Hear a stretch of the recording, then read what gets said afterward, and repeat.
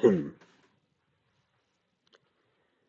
don't know. We'll see whether it gives me the same error message. Probably, but we'll find out.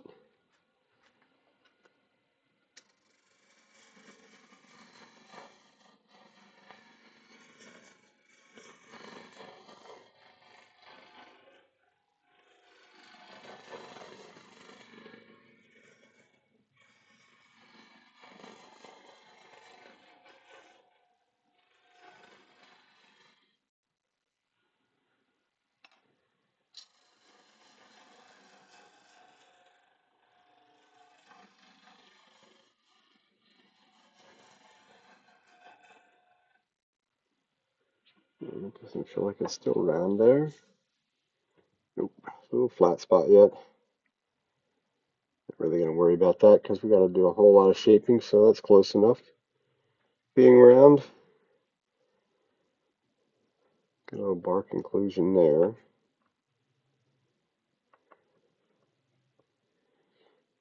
Got some interesting, a little bit interesting grain to it.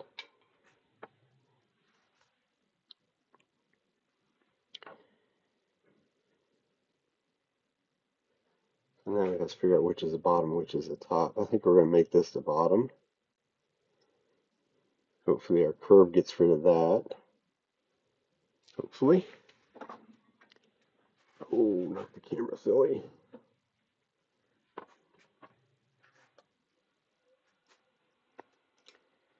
So we'll put a tendon on down here and true up the tendon a little bit first, I guess.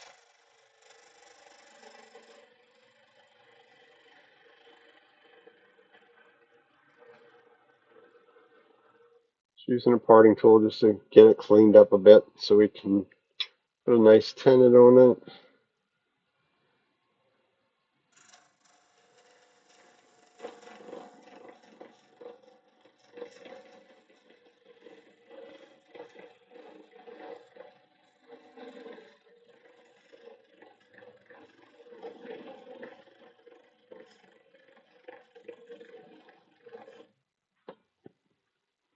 Guess I could actually do a little bit of marking on that. We're not quite there yet. I know which jaws I'm going to grab it with.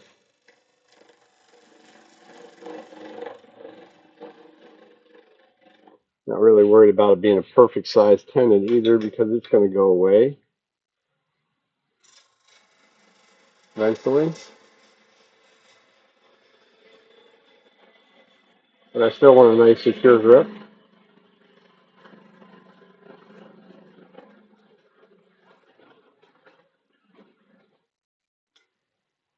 Rid of razor blades.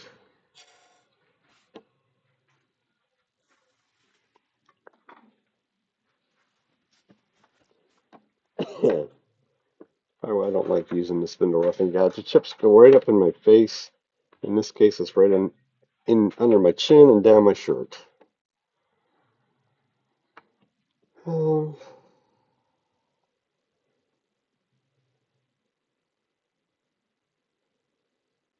was thinking I could do a little shaping, but there's no point. I'm gonna have to true it up a little bit anyhow.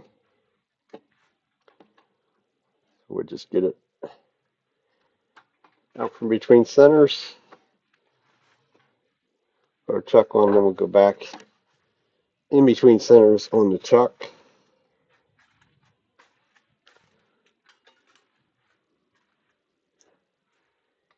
And we'll go from there.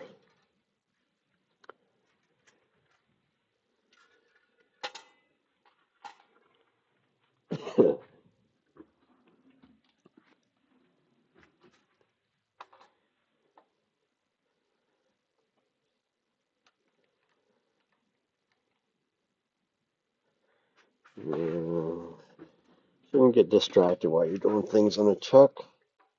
Okay, never mind.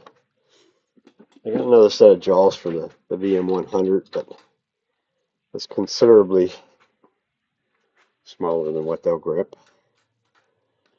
So we'll use the bigger chuck. I was just looking at the smaller chuck rather just by virtue of it would make things a little bit easier. See whether it landed. We landed back in center, is what we should be doing. Then we'll bring a tailstock up. There's no reason not to, for the most part.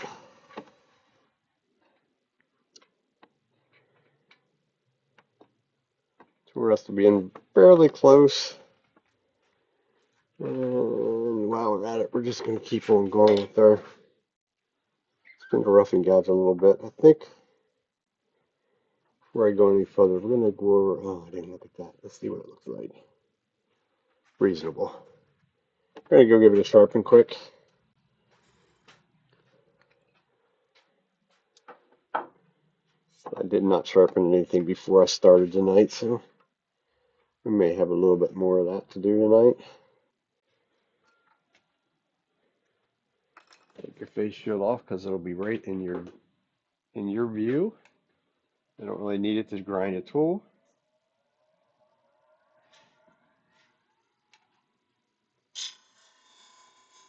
And somehow I don't think that was ground, but 40 degrees. Ah, it's 45.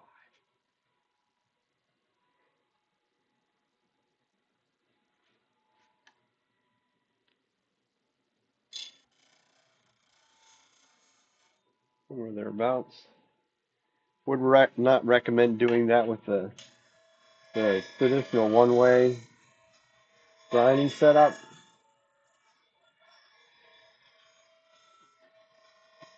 In this platform, I don't have to worry about that because it never moves in or out as I move it.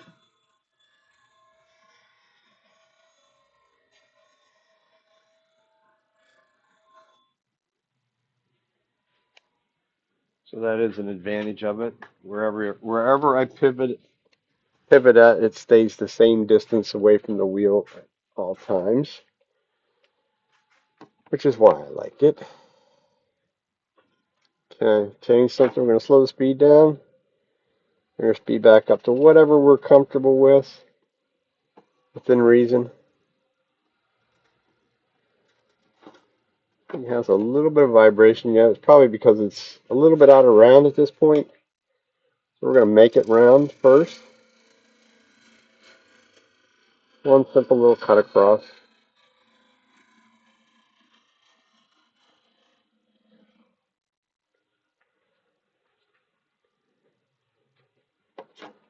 Not a perfectly straight cut, but it doesn't really make a difference. We're concerned on where that's landing. There's even some little bug holes in there. Not really the part I want to see, but it is what it is.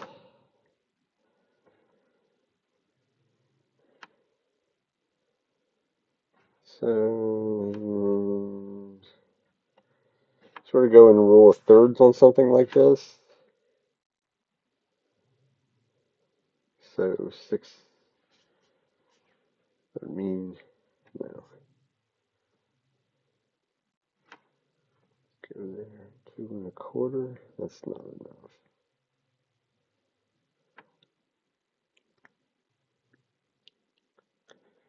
I think I'll start at 3. Almost split it in half.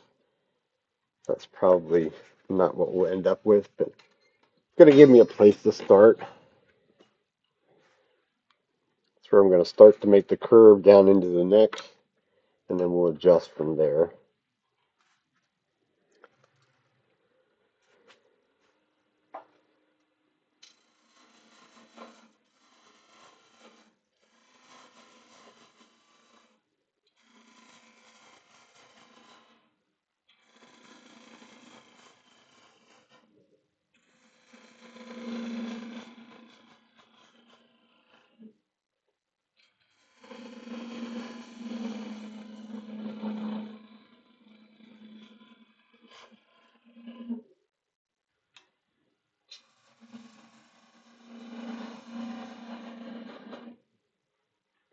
Just because its name says it's a spindle roughing guide doesn't mean that it won't do a lot of other things for you. You can make lots of shapes with it. Generally, you can do it fairly quickly and easily. That would be really ugly that big, I think.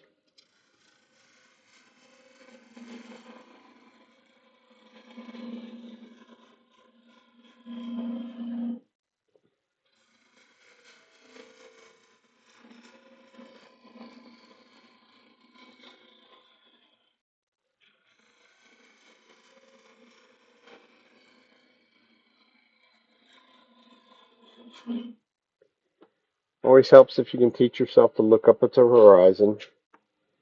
I wasn't getting the shape that I wanted because I was looking down low instead of put my eyes up top, and then I can see what's going on, see the shape develop.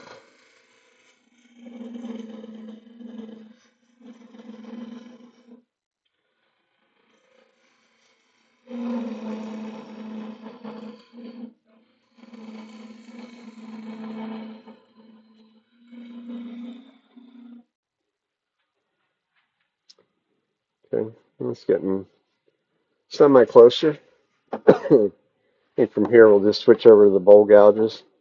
A little bit, for me it works a little bit better. That doesn't mean it works good for everybody. So we need a couple of bowl gouges, a spindle gouge.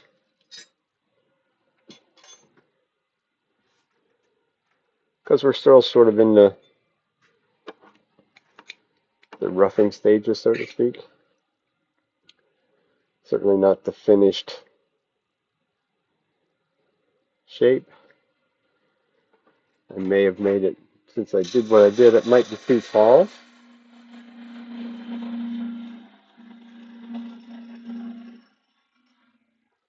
It's just a general thought of mine.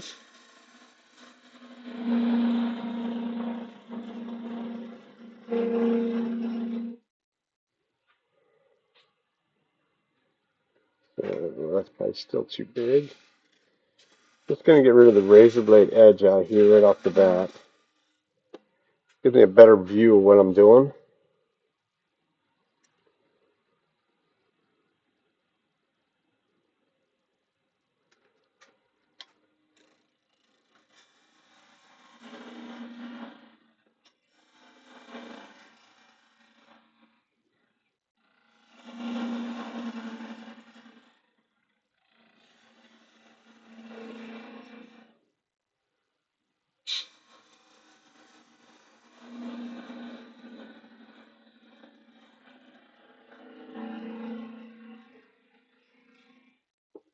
I don't want to go too small down in there because my brain thought is actually to hollow it.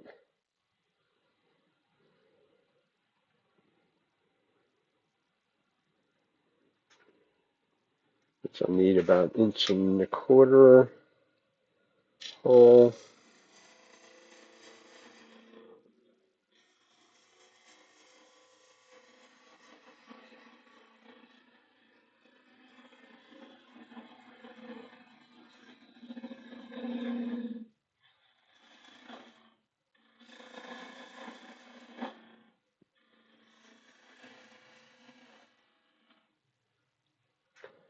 Kind of look like a fat-necked milk bottle, somewhat.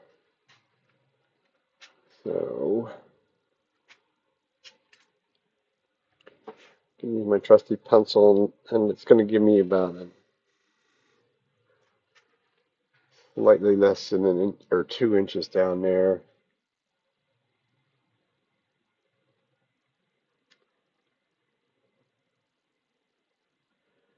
Uh,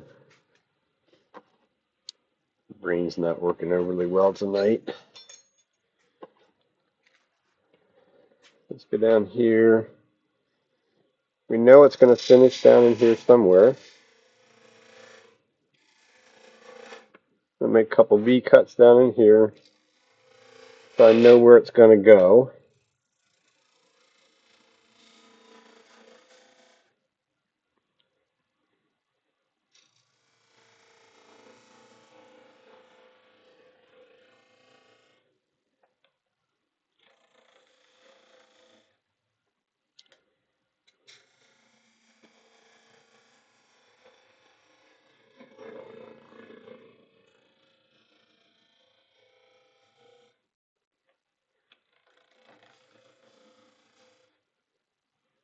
And give it a little bit of a curve. So it definitely feels like there's a spindle gouge that certainly could use a bit of time at the grinder. I'll just use my diamond hone and give it a quick little edge so I'm not running back and forth to the grinder at the moment.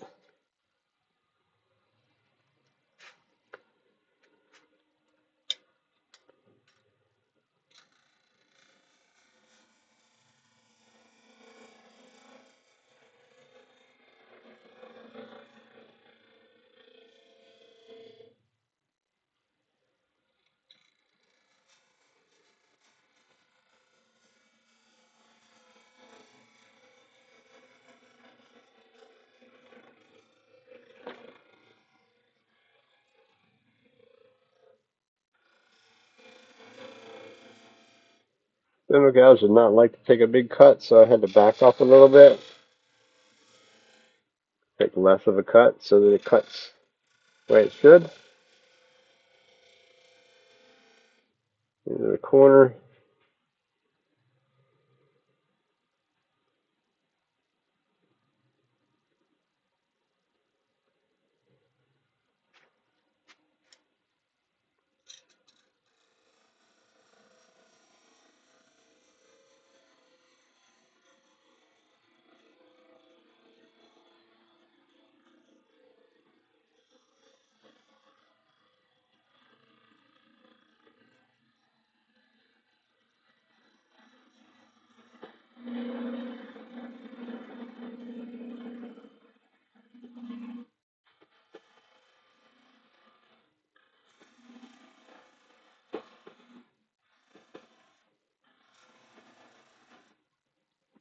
So like I said before, if it gets too heavy, then just back off and make it lighter.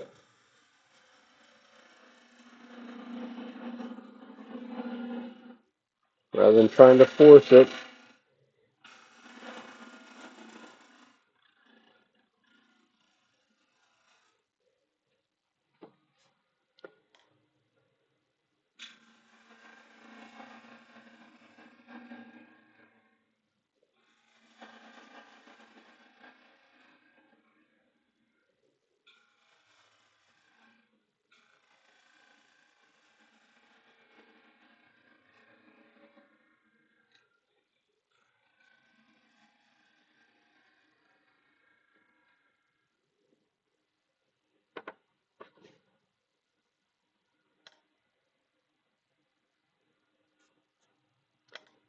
Fuzzy still there.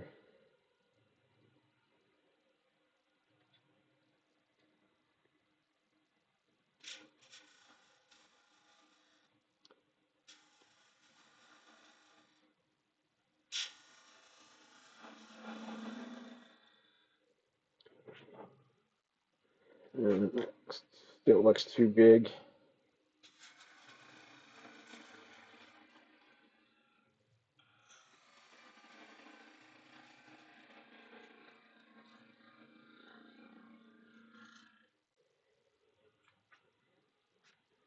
Definitely have to watch when you're using this kind of wood like this. It's open grain. Any movement going back up the wrong way, there's he doesn't even like it right there.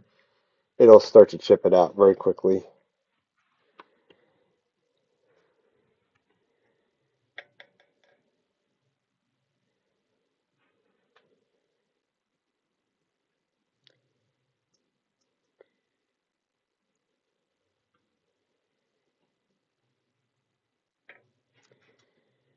Mm.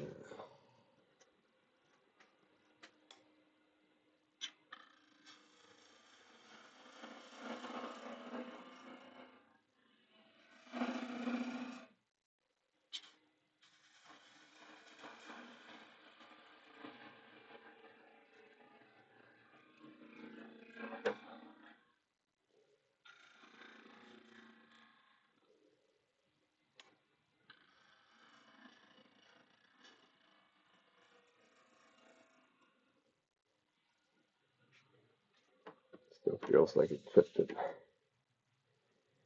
It sure did.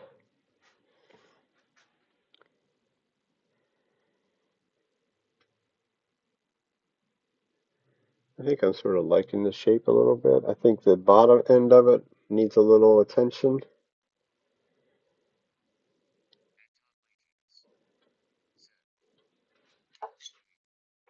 What's up, Todd? How are you tonight? I'm going to go back. I'm going to go over and sharpen the spindle gouge because it's not sharp enough to do what I want it to do.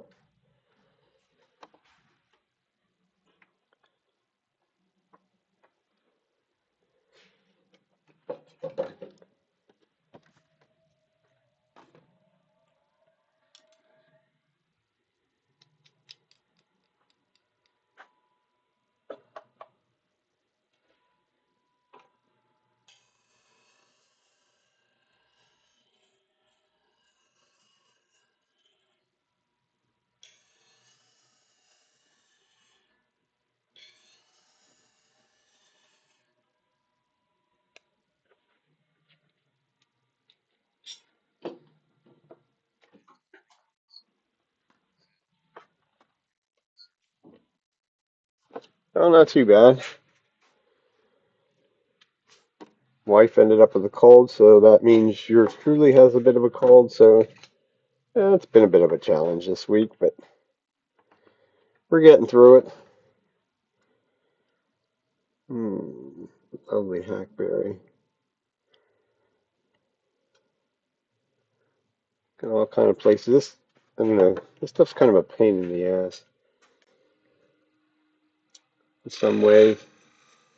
It likes to, I don't know if the grain's running in multiple directions in those places,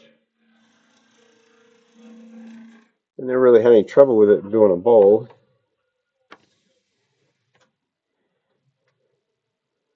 Still got some huge. It's where the grain points are running way up in there.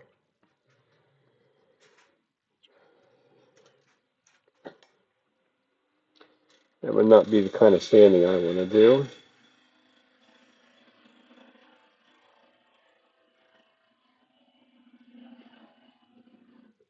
See if I can run it that way a little bit further. Stop and take a look. I could have felt it. Okay, so we're cleaning up. No, we're not. What a pain. Too much like work to have to sand that out.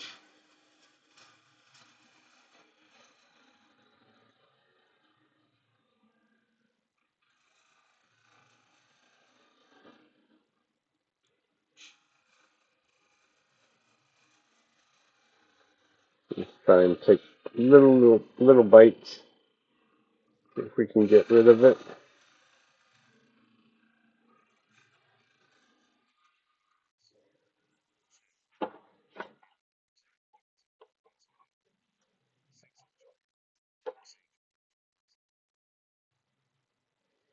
Deep pour epoxy. Is that what you're using? Not necessarily. I've tried a couple of them. I can't say that they really jump out at me. Sort of another one of those scenarios for me that I could probably have fun making them, as long as somebody wanted to give me a couple dollars for them or whatever, cover the cost of the materials, and then they could turn it. I don't particularly care to turn that stuff. Not at least not on a regular basis. Oh, okay. That's not bad. Did you stabilize the wood first?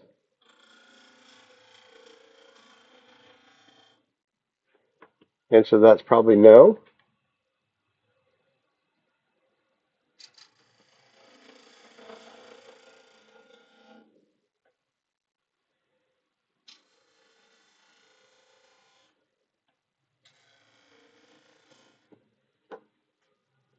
Okay. Dang. There's a place that's not just flat out not going to cooperate.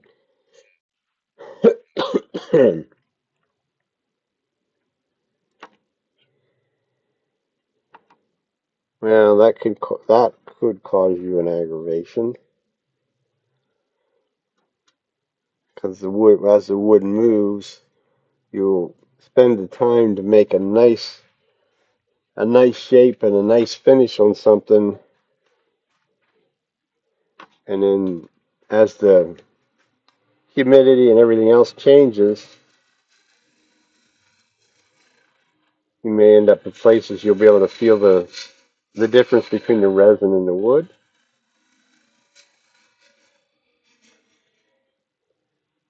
But a lot of people a lot of people don't have the pressure pot to do it anyhow. Okay.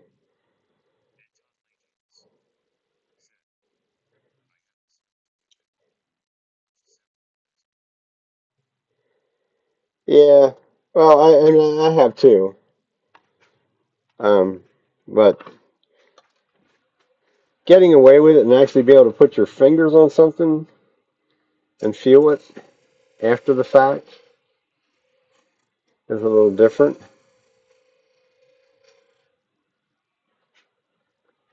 But everybody has their own opinions on that stuff. I just know some of the stuff I've seen some of the stuff at Woodcraft that some of them guys have done more for a store demo or whatever. And that was my first question to them. I'm like, well, why do I feel the difference between the wood and the resin? They're like, well, I didn't stabilize this piece of wood. I'm like, okay.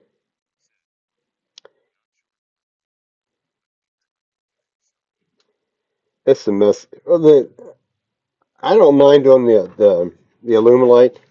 If I'm going to turn something, I would much rather have that than the epoxy. The Alumilite clear like that, it's very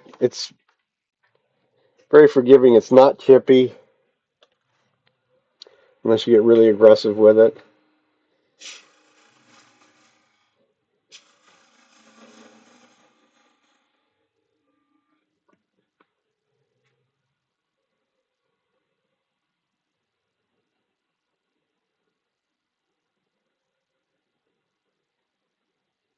Okay, I think we're gonna call that a base.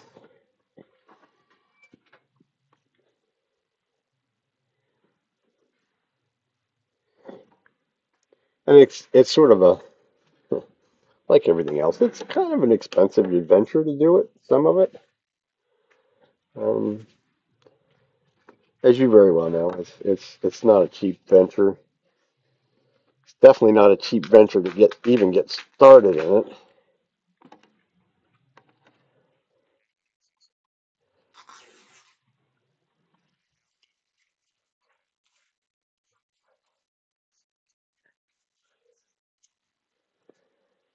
And see, I've had other people say the same thing, and I've had some stuff around for a very long period of time. But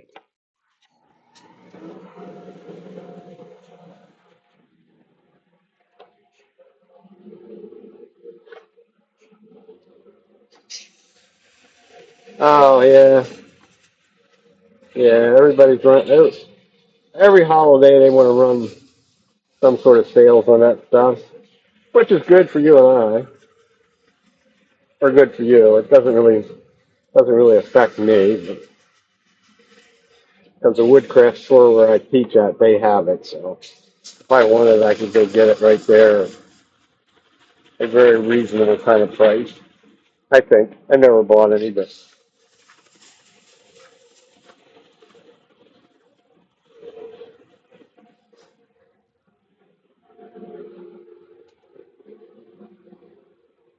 okay. So do we get all the goofy stuff out? Nope.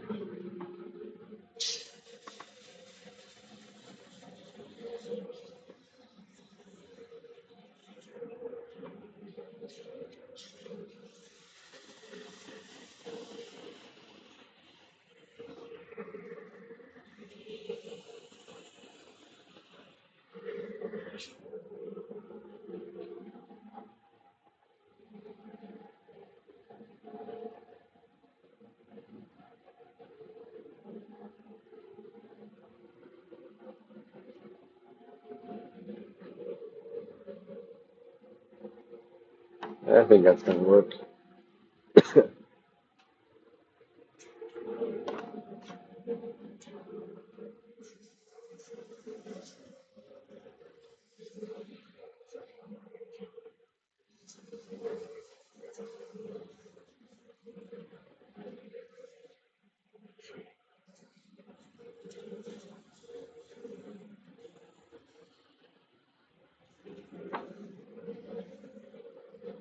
You don't see the chat from the vertical feed?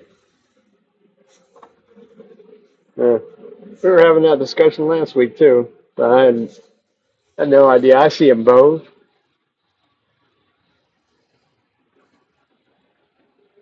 Actually, I guess the vertical says it's number one, and the horizontal must say number two. It's got a number beside your name. Learn something new every day. Whether it's good or whether it's bad is another story. But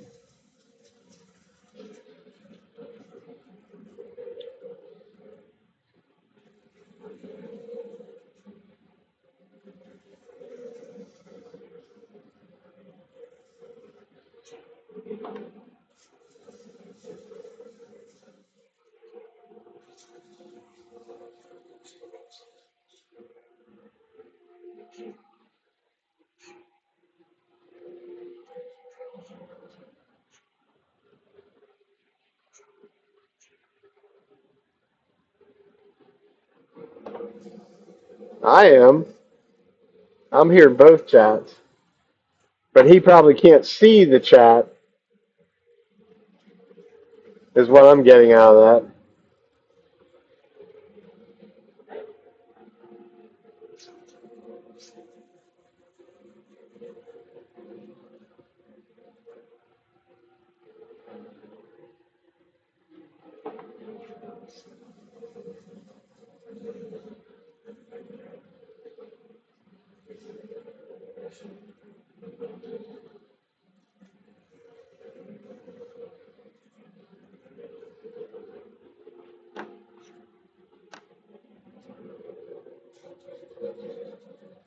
So that's through 400.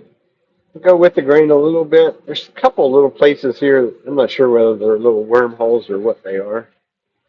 That'll be a pain in the ass because I got to sand more down there anyhow. But because if I do what I'm thinking of, which is what we're going to do with it, and do the grain fill, those places like that, the grain fill will go in them. And instead of hiding something, it'll make it stand out even more yet.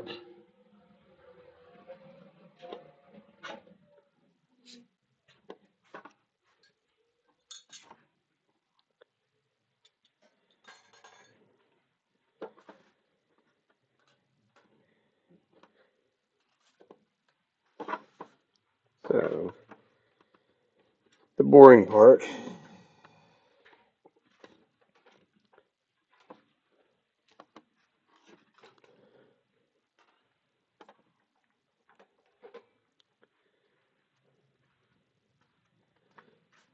Yeah, I should have left that dust collector on for the moment. Drill the hole.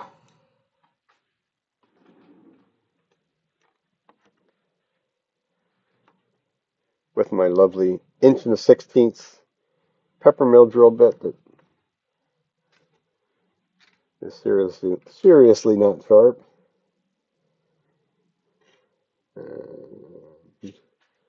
Yeah, that's what we're going to use. So, how far are we going? About as far as it'll go. Makes it easier.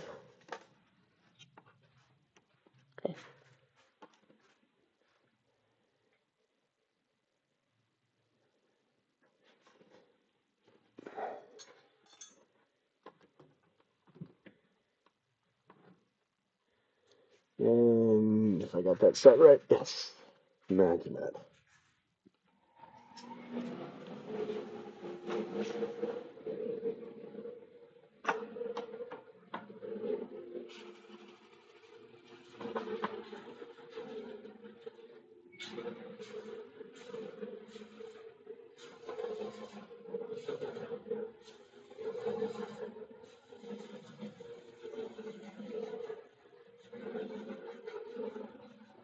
I'm certainly drilling anything but a straight hole.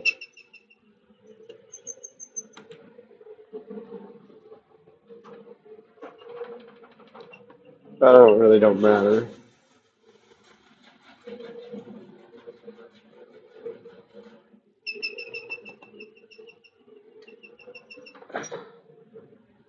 Or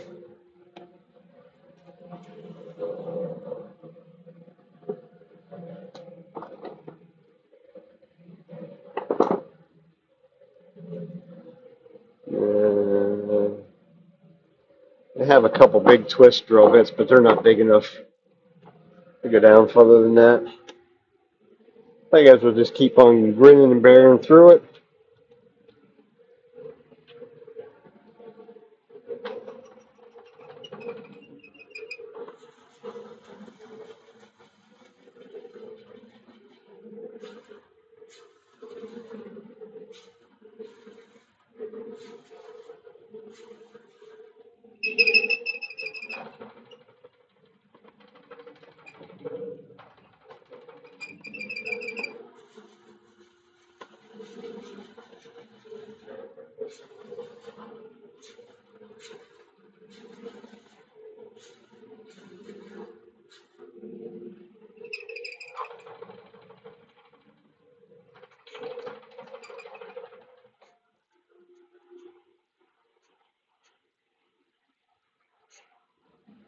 Okay.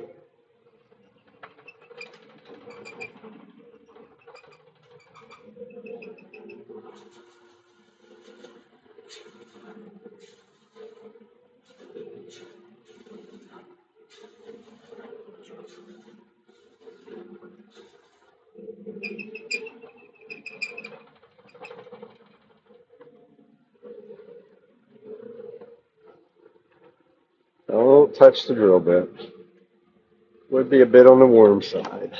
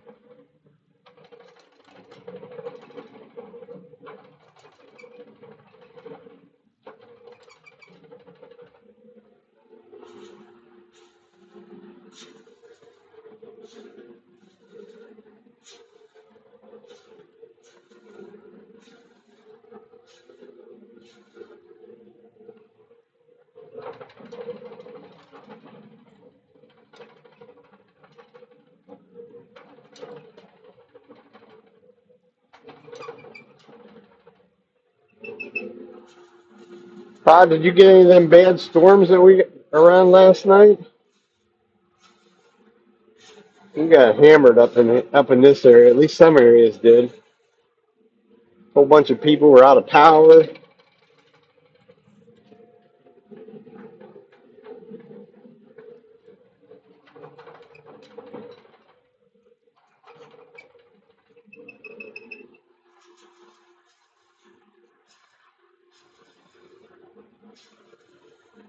Yeah, well, it is YouTube, you know.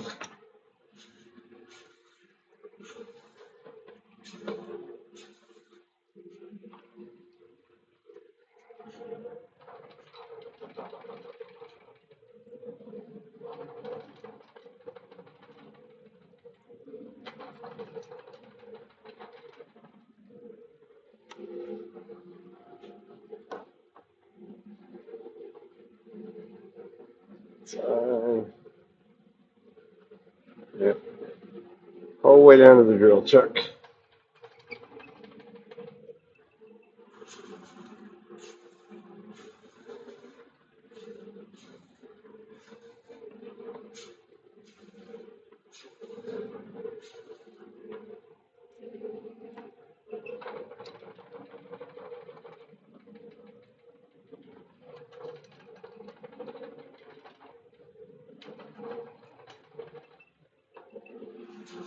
You're talking about casting some of that stuff. Todd, that's a couple of years ago, I got some giant sized pine cones. And I mean, they are big. Wow, this drill bit's even hot the whole way back there. One of these days, I keep looking at them. I really haven't found anything kind of simple to put them in to even cast them because they're probably close to 5 inches in diameter with the wide part, and they're probably 8 or 10 inches tall.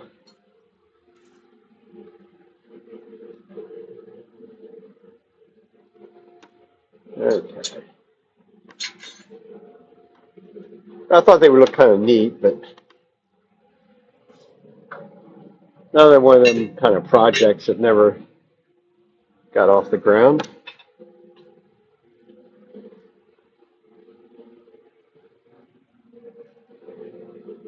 Uh,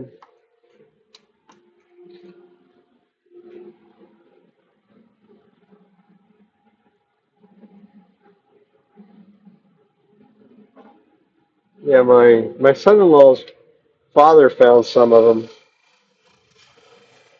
somewhere. Thought they looked neat. Thought I should be able to do something with them. And I didn't didn't do anything with them. And then we were away on vacation, and we're down in Virginia, coming up 81. Just into Virginia, we had stopped at a or not a bed and breakfast, a place for the night, and they had one of them trees out front, and I'm like, wow, huge. I mean, I certainly wouldn't want to be the poor guy mowing the grass in that place and have one of them big old pine cones come down and whack me in the head. But they probably weigh a pound apiece. I mean, I would imagine they come down with a pretty good thump. But it was another one of them scenarios. Of course, the wife wasn't thrilled with it, but I scarfed up a whole big bag full of them while I was there. They were on the ground, and I figured I was doing them people, sort of doing them people a bit of a favor by getting rid of some of them. So someday we'll get to it. Really haven't figured out I mean, I think you could make a vase out of them. I think that would probably be the easiest thing to make out of them.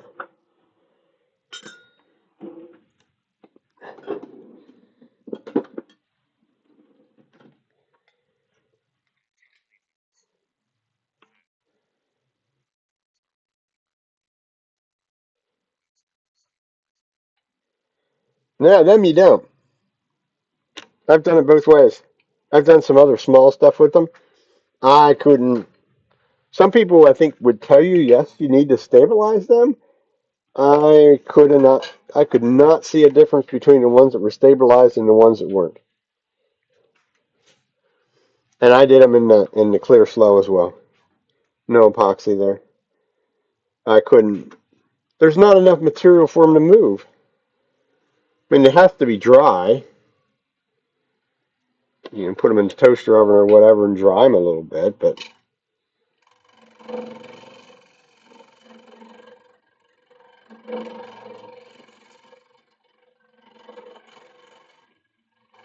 they're so thin that whatever little movement might happen with them, it didn't seem like it was going to make any difference. For the ones I did, anyhow.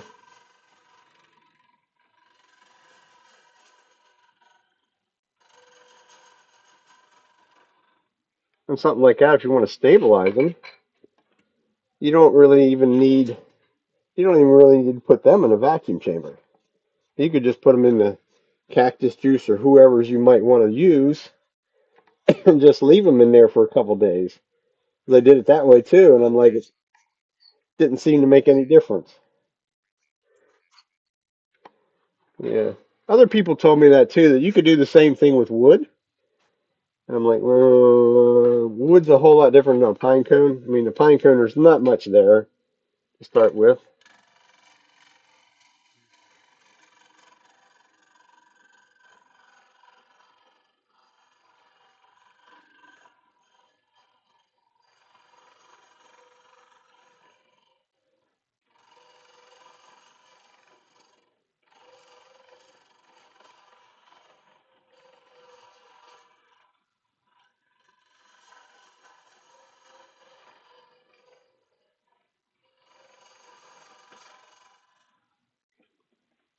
Because, I mean, the stabilizing, I mean, that's another one of them kind of really kind of expensive things, in my opinion. You know, it's like everything you want to do in the casting world is $100 or more a gallon. Guess I don't want to get too carried away in there though. It's cutting a little faster than what I thought it was cutting in there. I'm not measuring anything. I'm almost also not sure that I'm going to get my curve bar in there. I think we should take a look at that first. Trying to think what the bar is on the other one. I think it's the same curve as this one. smaller cutter. Oh, that's going to be a bit of a challenge. It might be a bit of a stretch to get in there to do that without it binding up on the wall. This looks like this is going to be a job for the straight one all the way around. About center. Maybe I'll get to show you what it looks like when you blow one up. This is not necessarily my forte of guessing that wall thickness, because I can tell you right now down in there, I think I can measure that far down. Maybe. Maybe not as thin as what I thought it was. I can't go that way, go this way.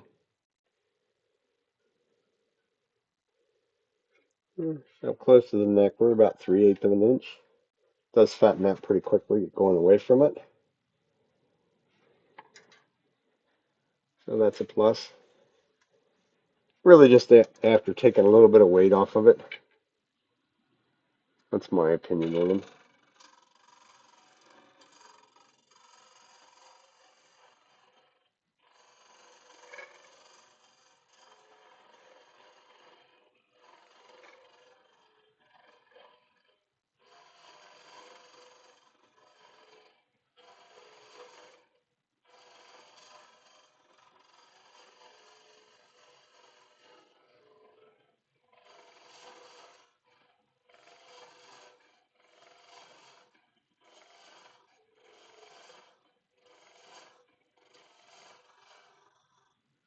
And then that center drill hole, just sweep to the outside. I saw my little scooper thing the other day. It's actually laying on the floor, so I have no idea what I did with it. A little piece of wire that's got a flat thing on it so that you can reach in there and pull that stuff out.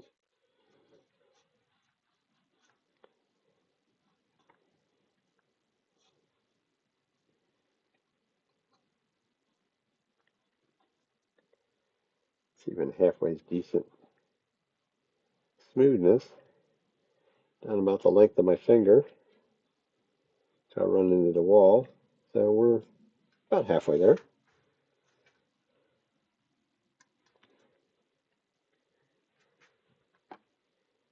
course, when you get down in there, then I have no idea. I probably could put the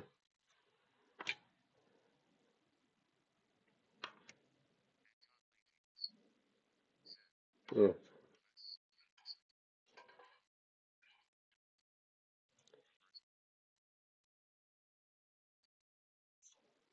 Yeah, I was thinking of doing that with this one. That is the easier way of doing these for sure.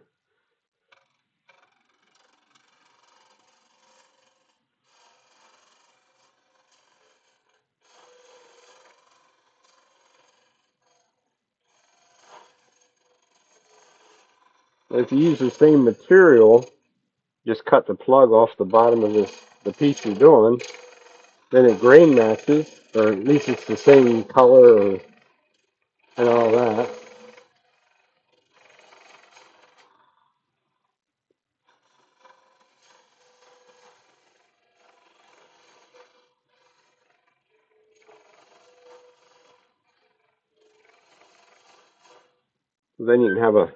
Then you can have a nice tall vase that's light as a feather because you've hollowed everything from the bottom. You're going to hollow through a giant size hole. You don't even need hollowing tools to do that. You can use a bowl gouge or something to do that. That's where I saw that one demonstrated years ago, and I never really got overly excited about it. I shouldn't be too excited about making any vases. They don't, unfortunately, they don't fly off the shelf. Although I did sell one this week, so that's kind of that was the ones I did, probably a month ago. They were resin and they were a cherry burl and resin.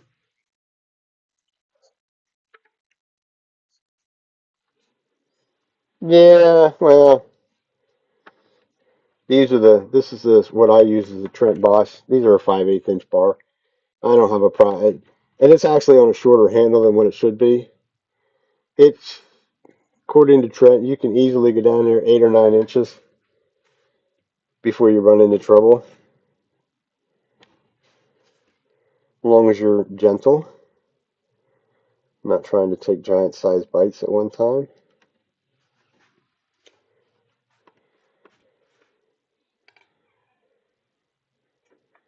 That drill hole is nowhere.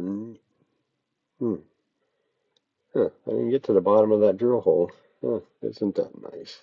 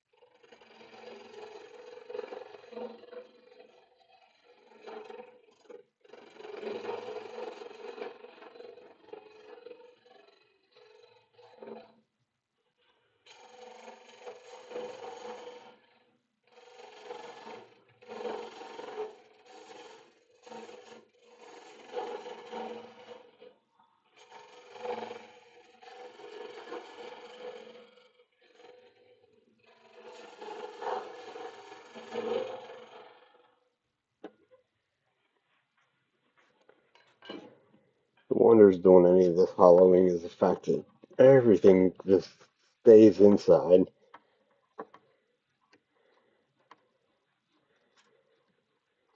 It's easier just to pull this chuck off and dump it out. Especially once you get down in there a little ways. You probably should quit being lazy and just put the captured bar on, or the captured system and put the straight bar on that. It'd make life a whole lot easier.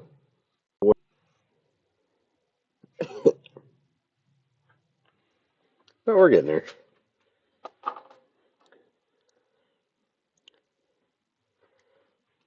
I'm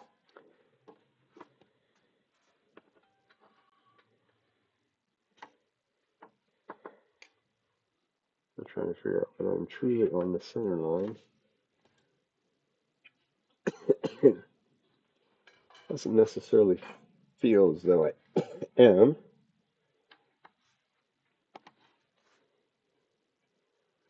These are sort of, and once I get in there, I'm sort of tilting it over a little bit. Makes it less aggressive.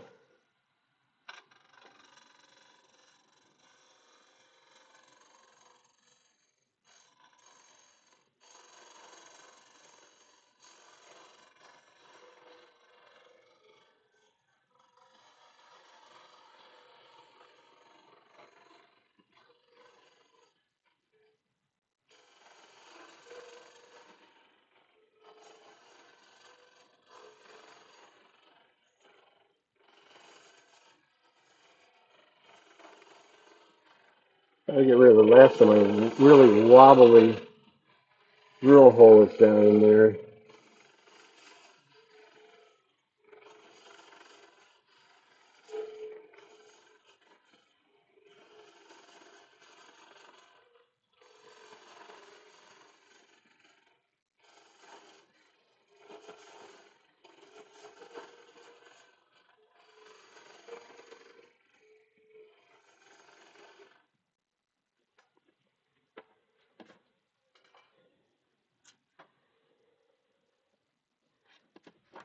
Or too easy to take it off.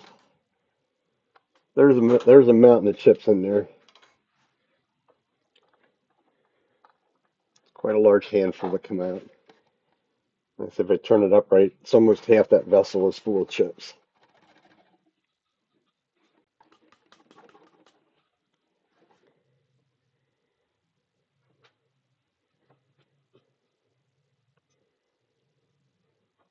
I really can only measure it as far as my little fat little fingers go down in there, which is not overly far. It feels all right down into that area. If my calipers will reach any further. Yeah, yeah, we're doing all right. We're down in there. It's probably a 3/8 inch, something like that. I don't go for that see-through look on something like this. It's just to me, it's not worth spending the time to ruin it at the end. I can do that kind of thing without much help. Let's see, get my flashlight though. I see whether I'm down at the bottom yet.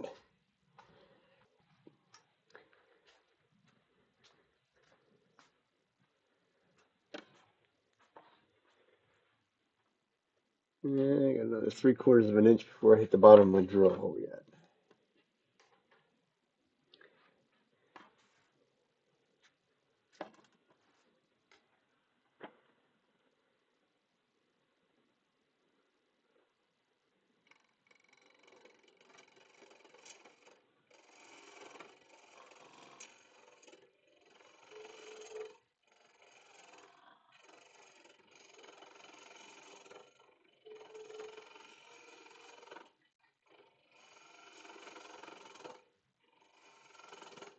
It does not like that drill hole either.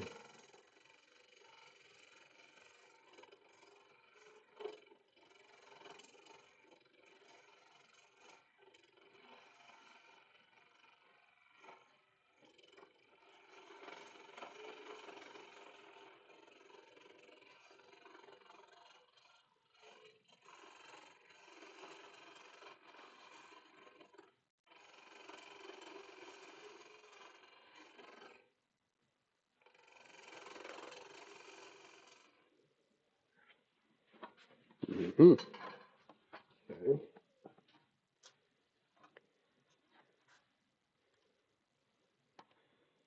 Y'all, well, Billy wouldn't. Did you hear about the big boy train that's running across the country? The big old steam train.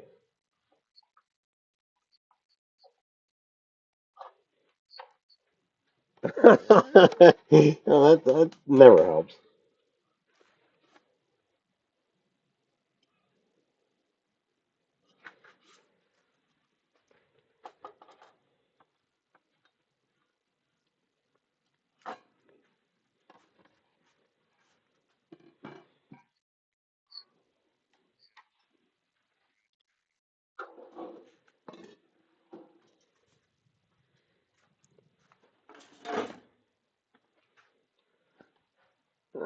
I'm about done being creative down in there.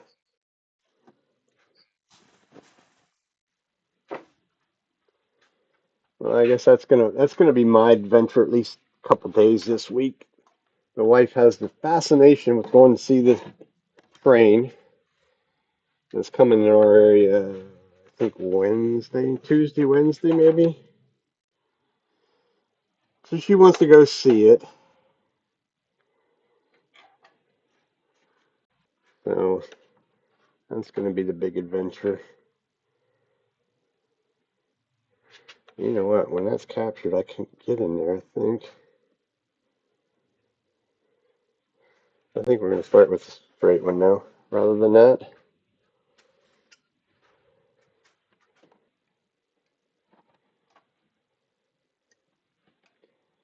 So bear with me a second. That's probably one of the good things about this setup is pretty quick, and it is. That's why I like to talk about her. I knew she was watching. I think before I put that in, I'm gonna. Oh, it feels sharp.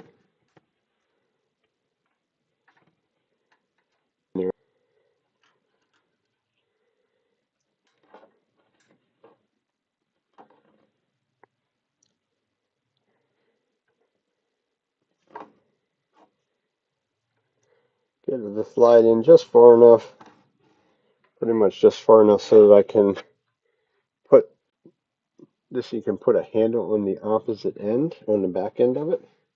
Gives you a little bit more stability. More so for the user than the setup.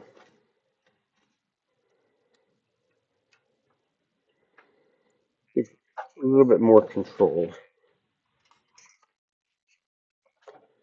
Yeah, she's watching on her laptop. She's probably not going to chat with you either. That would be surprising if she would. Laser? Where's the laser at?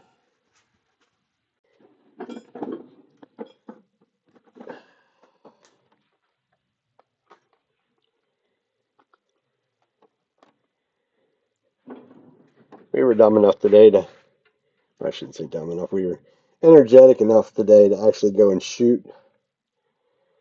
I don't know what it is down where you're at, but yesterday was really hot, but there was a really nice breeze blowing yesterday.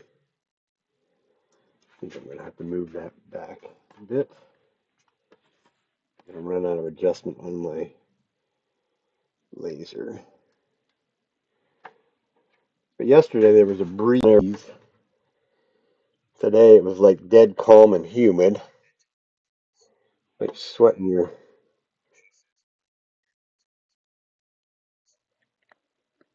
Oh, I heard my phone. I just heard my phone dinging. Yeah, I wouldn't.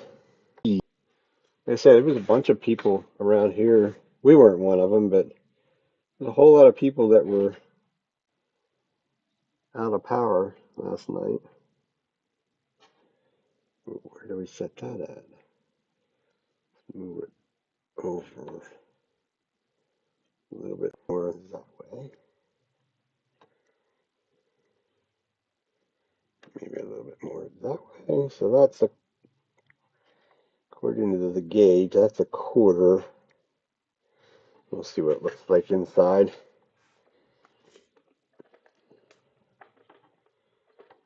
Yeah, there was.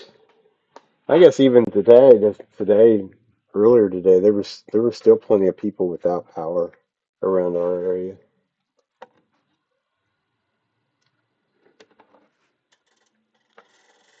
Lots of trees down.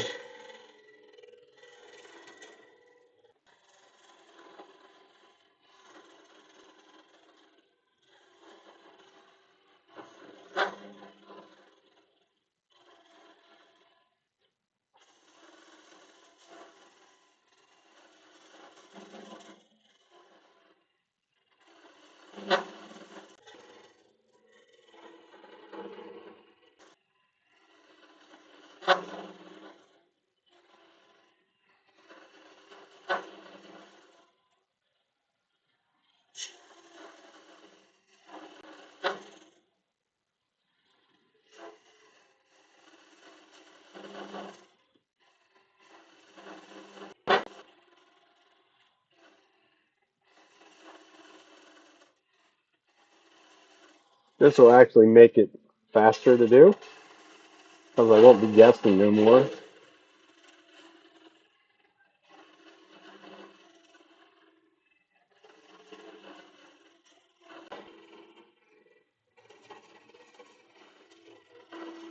Still don't want to be super aggressive. Try not to be. It'll make the things bounce. Looking for, if you've never used them, I have it set at a quarter, and we're getting too much crap in there.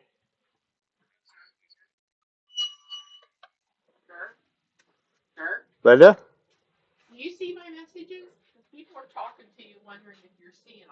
No. No, I don't see your messages. And I don't know why.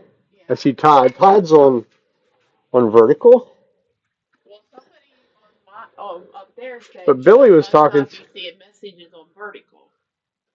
No, it's the other way around. He wasn't seeing the messages that somebody else was putting on vertical, but because there's the message studio number one, that's on horizontal. Yeah, Todd just said that you were on and that you said there was a tornado. I don't know why I wouldn't. I'm not ignoring anybody, but if I don't see the message, I don't either. Other than this YouTube, and it didn't cooperate when I started tonight, but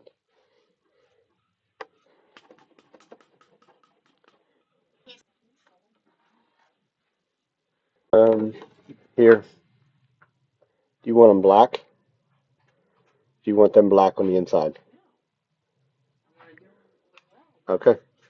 As I say, because I'm going to turn this vase black, so if you wanted them black, they could be black.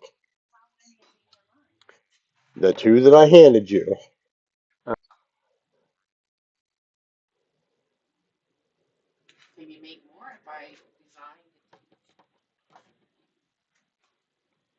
They have to be cherry. Yeah, I could do it. Yeah. Obviously, I've got the horizontal on my TV, vertical on my.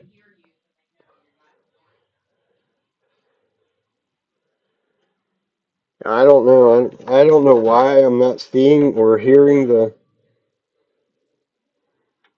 horizontal. Oh, that's weird. And of course, I have no clue what it would be.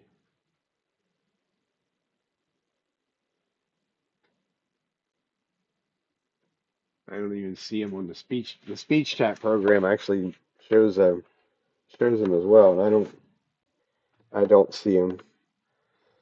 So if somebody's chatting and I don't respond, I apologize. I'm not certainly not the techno wizard when it comes to this.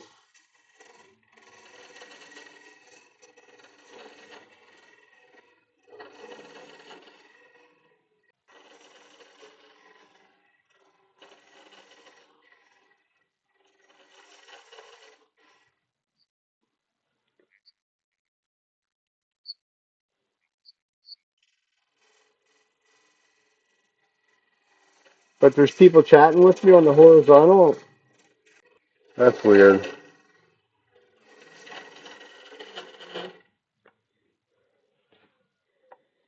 Hold on, getting my tool rest over a little bit further. That would be a little bit too much excitement for an old man to drop off the end of the tool rest. It's not very big.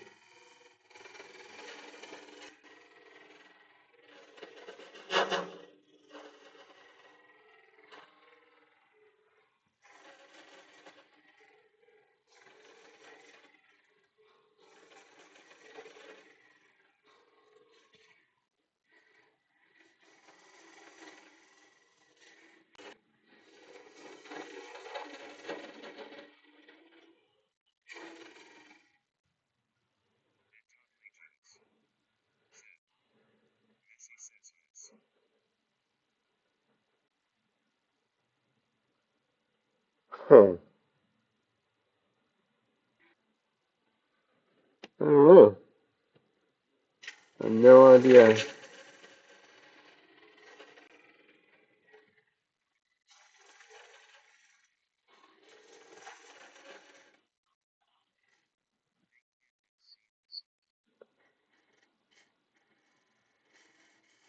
Yes, I can. I don't know what she did, but like,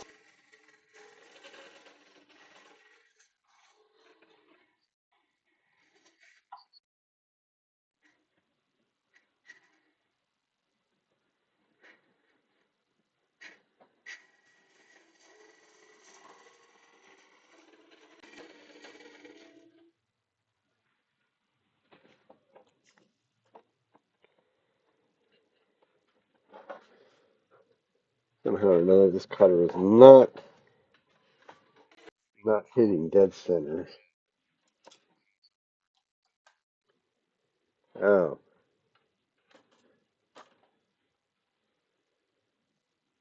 Hmm.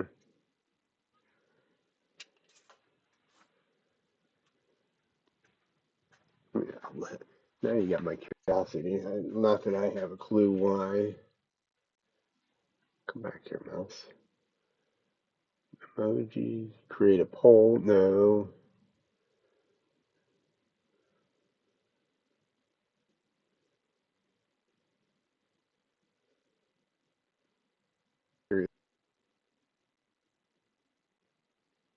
Huh. I don't know. There's like nothing to change on the chat.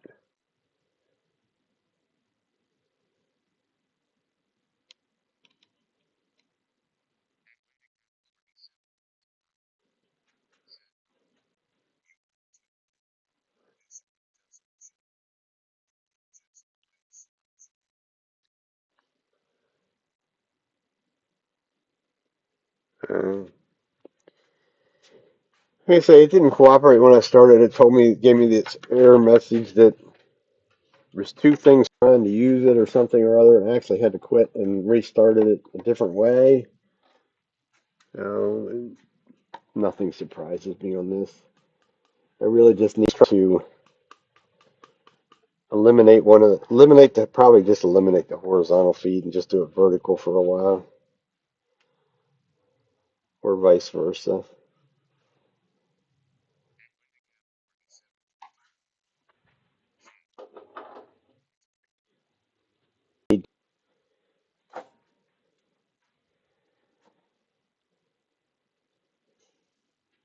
Okay.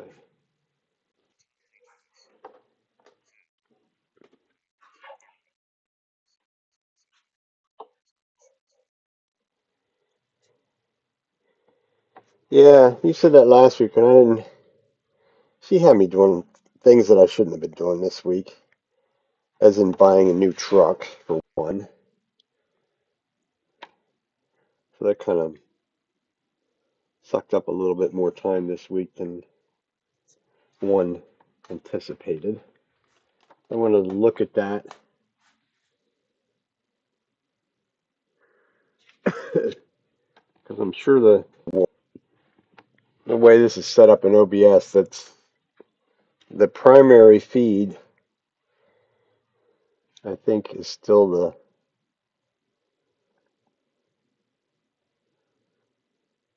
I want to say it's still the horizontal one, not the vertical one.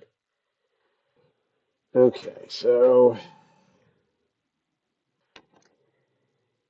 we can afford to go down a little bit more. See if I have this close enough to the center line. Because if this doesn't hit center, it won't drill a hole.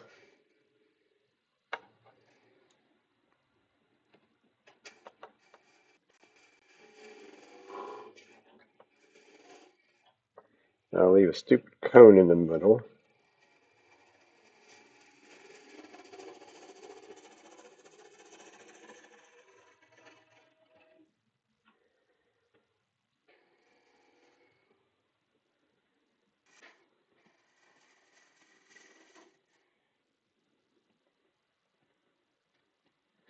And it's fighting me, so there's a cone. Not that it really matters. I just get rid of a little bit of material down there.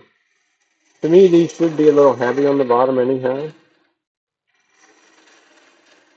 So that if we're sitting on the table and a breeze comes by, they don't flop over and the flowers go flying.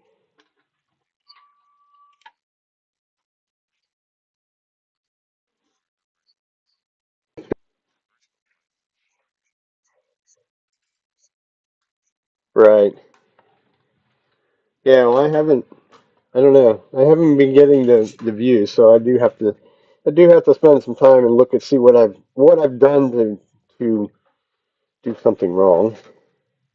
Yes, need a proper way of thinking along that line.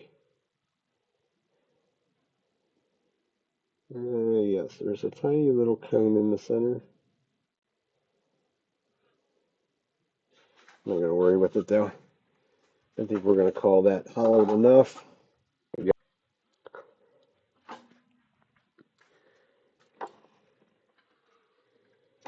We'll get rid of this.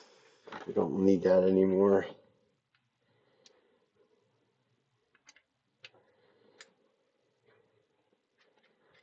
I should have got my son-in-law to look at some of this stuff yesterday.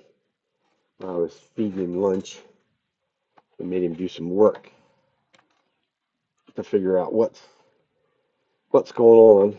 Of course, he tried to help me to get it to do the dual live stream, and we couldn't figure that out. And like a week later, it did it all by itself. And but I told him he's like, I have no clue what you did, but if it works, it works. But now we're back to the scenario of it's not working the way you want it to.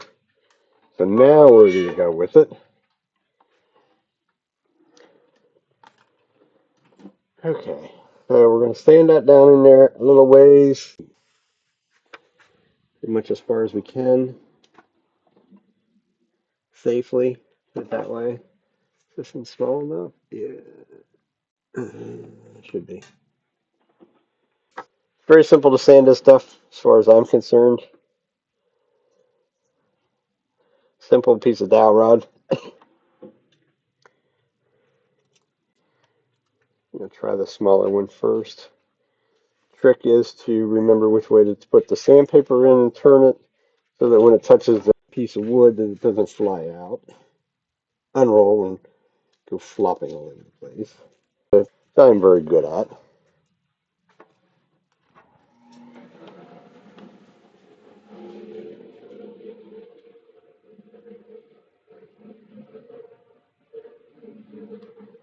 And I think I did it wrong again. Right? Yep.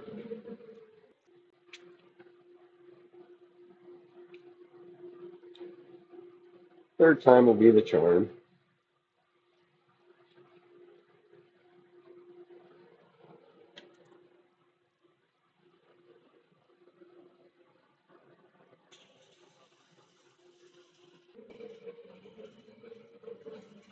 I just try and get down inside that nut pretty much as far as my fat little fingers can reach.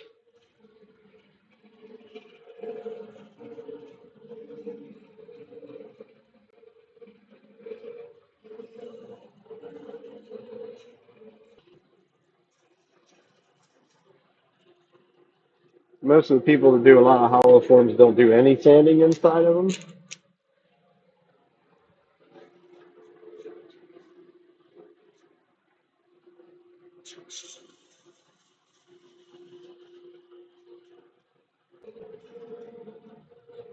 I think it's just a little bit nice if there is a little bit of something done inside. Certainly don't need it to be sanded to a super, super fine finish.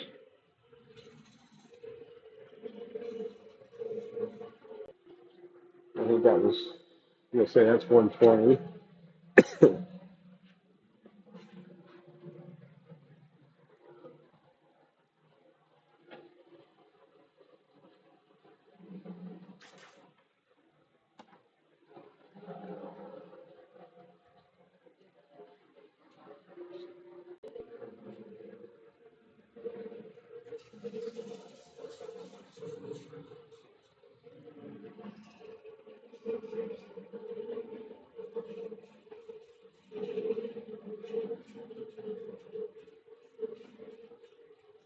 To me, the people should be looking at the pretty flowers inside of them, not the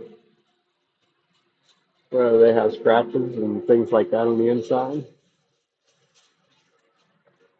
It's more interesting to watch somebody pick one of these up off the table, especially if you've taken the time to actually make them relatively thin. And their first reaction is, how in the world is that so light in weight? I'm like, well, call this thing Apollo. And that's as far as my fingers reach, and that's pretty much as far as we're going to go.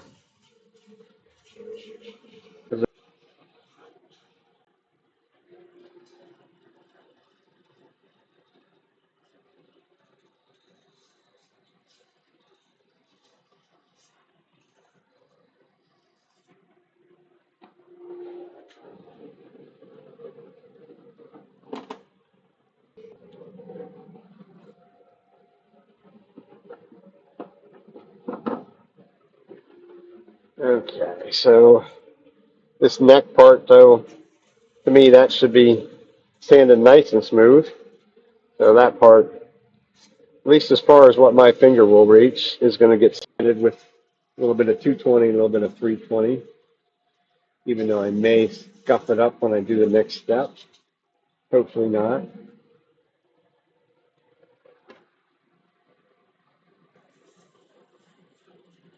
According to the date, this stuff was a little over 3 years old in a block of this size.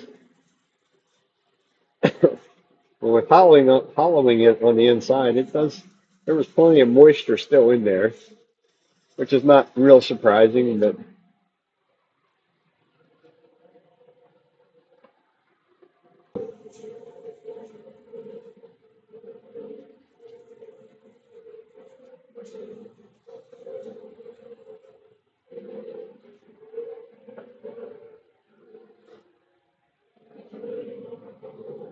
Okay, we're going to call that good enough. That was an inch and a 16th hole, and we're still pretty much about that, about that area.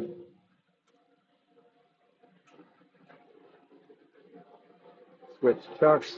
We're going to use cone. It's going to be my drive.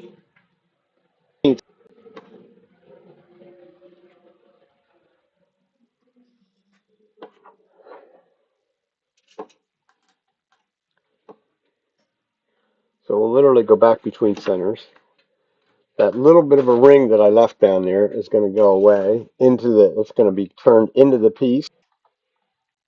And I'll reduce that tenon that's there now by a pretty good size margin so that I can grab it with a smaller chuck and I'll be able to finish at least 60% or so of the bottom. That cone's going to work. I probably should get a little piece of foam on it,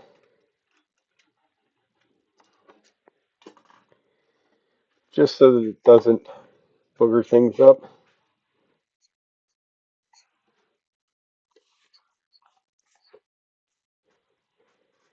Yeah, well, yeah, I don't know. A lot of it seems to depend on, a lot of it depends on the species to go with it. I mean, this hackberry, I mean, it's an open grain wood. It should have dried.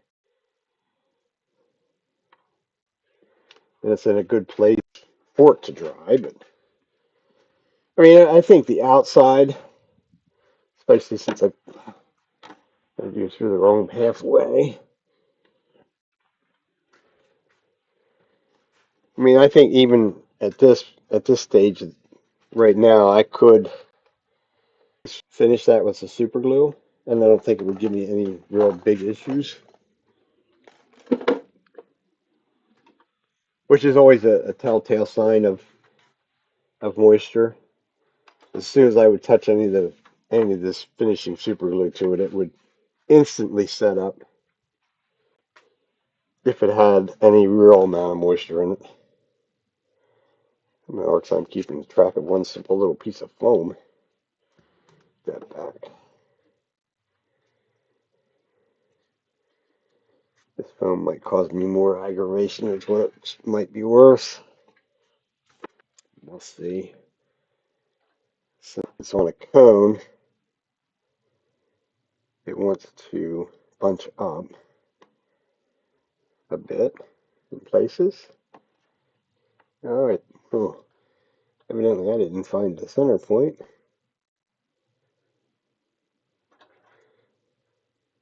Yes, I did.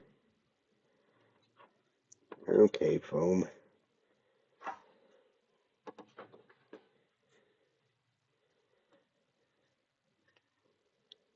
All right. Let's go to plan B. Cut a hole in the middle of it so it can't scrunch up in the middle. I think that's where it's causing me problems. Plan C will be we don't use it at all.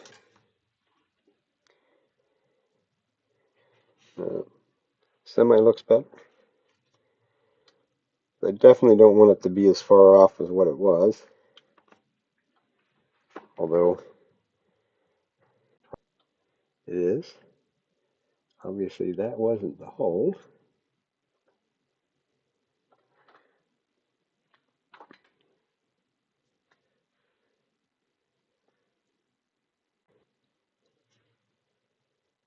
Huh.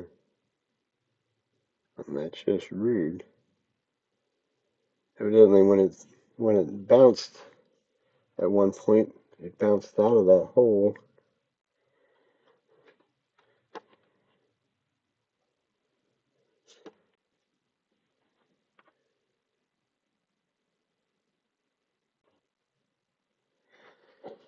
Alright, plan C. Get rid of the point. That point's trying to go back into that hole. So if I take the point out, just use the cone on the live center. Maybe, maybe it'll help me. Well, that won't do me any good. I mean, that would get me in the general vicinity.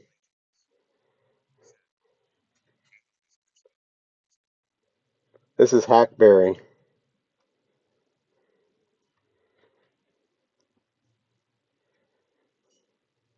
Okay, eeny, meeny, meeny. Oh, get my high point up there.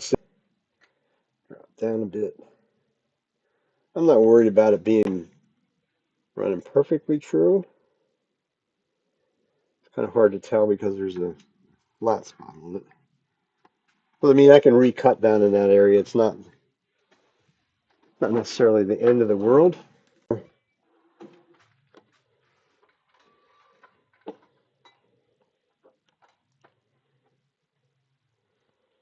It's just another one of them. It's sort of another scenario of you get to learn a little bit of something on how to accommodate something that isn't quite working the way you want it to, which is this right here.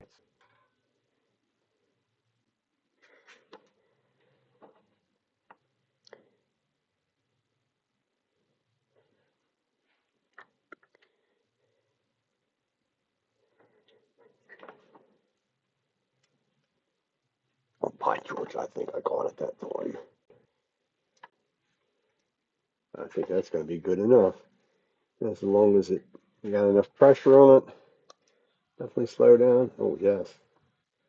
Actually, um, I guess it'll show up good enough where it's at. I was going to say I could go back overhead, but I don't think I need to. Bow gouge.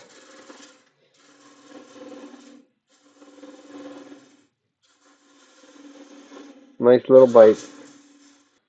Not running a race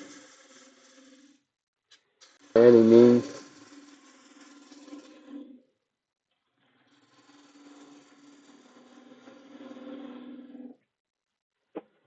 Okay, we're going to reestablish a tenon. I'm going to do it somewhat with my bow gouge. Reach down a little way.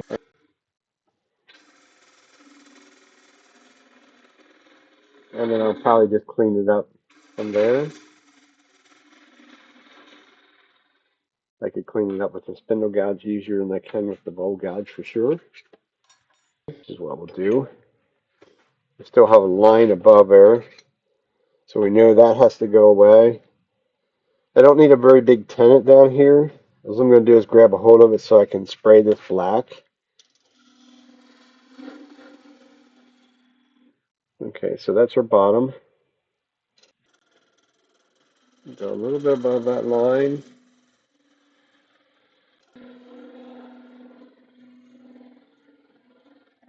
Make that curl down in. Certainly not the smoothest cut because it doesn't have a lot of support.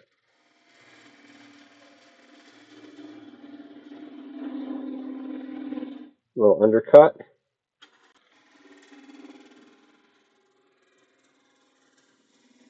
Create a tenon.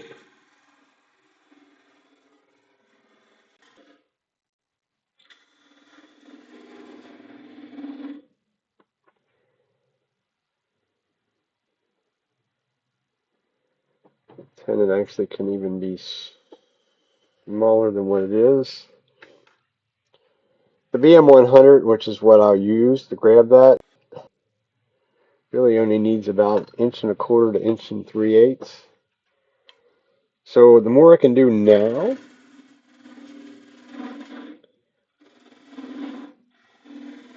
kind of the easier it'll be when it comes time to actually take it off.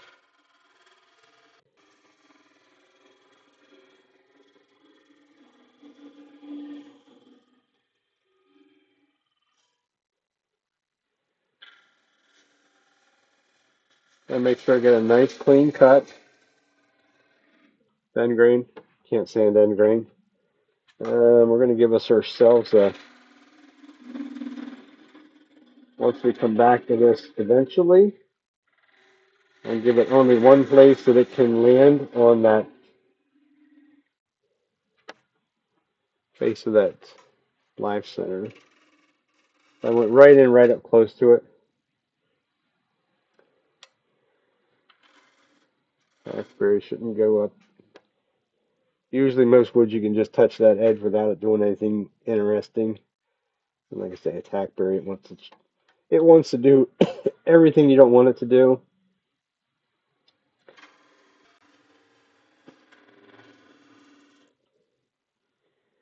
And unfortunately, there are lots more down on the wood pile. Okay, so I have some ripples on there. I could possibly try and be a little bit more gentler. Ripples are a little. This is like almost like chatter ripples. That's kind of me pushing a little too hard on it, I think.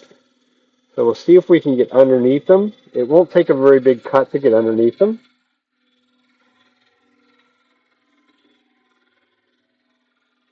Kind of,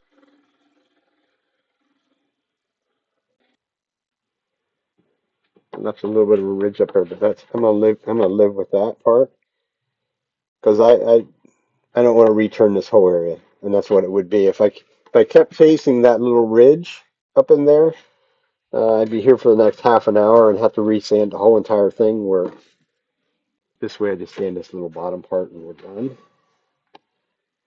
We'll flip it around and we'll turn it black and call it a day. Because this will be a grain fill project. I mean, it does have a little bit of character there. Other than that, tiny little bit of an area right there.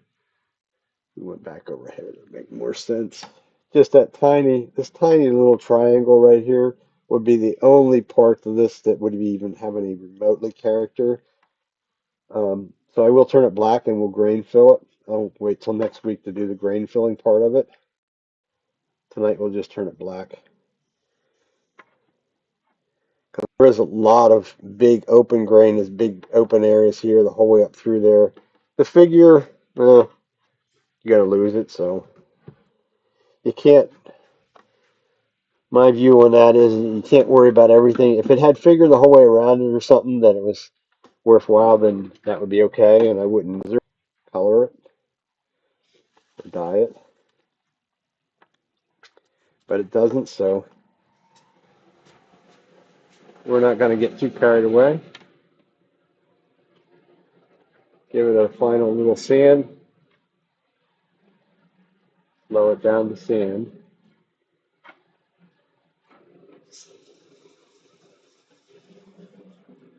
What I'm really looking for is that line. You probably can't see it. There's a line right there where there's a little bit of a hump that I got to that I need to remove, which is the transition area between the two. Shouldn't take too terribly much because it wasn't big of a transition. That should be it.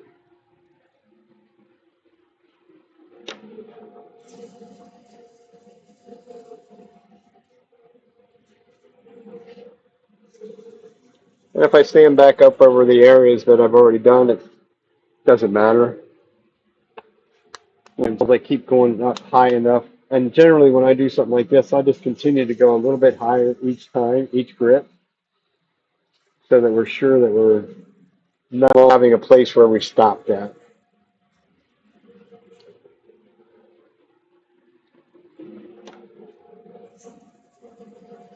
Last but not least is 400.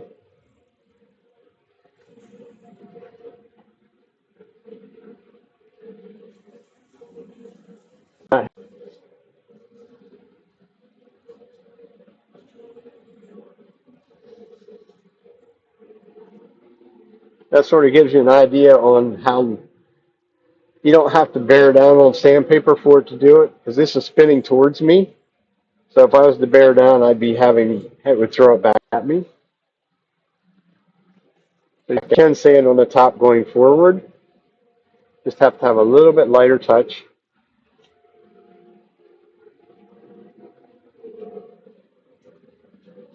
Last little bit, we'll do a little bit of random orbit.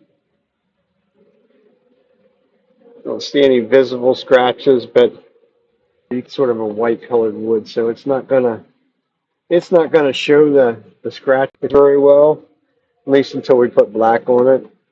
And if there's any kind of big hairy scratches in, the grain fill will fill them scratches and show the people that would know what they are that they're there. But the bottom line is the average person that would pick something like that, this up in a craft store, market, or wherever, they really don't know the difference. Unfortunately, they're not the detail oriented. They want to pick something up and purchase it or whatever just because it suits their fancy. It isn't because it's well done, well finished. It's just whatever suits their need or desire, I guess you'd say. So technically we're back on centers. This thing even moved a little bit. It actually has moved when we hauled it. I saw that when we were doing that. Um, this neck part has dried out, and it's already a little bit out of kilter on that. No big deal. I think I'm going to get some painter's tape because I really don't want to. I'm not into creating extra work for myself right at the moment. I have lots of other things to be doing than spending an hour cleaning a chuck. Simple little painter's tape. I could have used a smaller painter's tape. Might have been better. Let's get around once that way. See if we can get it to cooperate. Possibly. Get it to go down in there. I don't really care if the jaws get some of the black on it. I just don't necessarily want it shooting back into the body. A little denatured alcohol takes it right off of the jaws anyhow.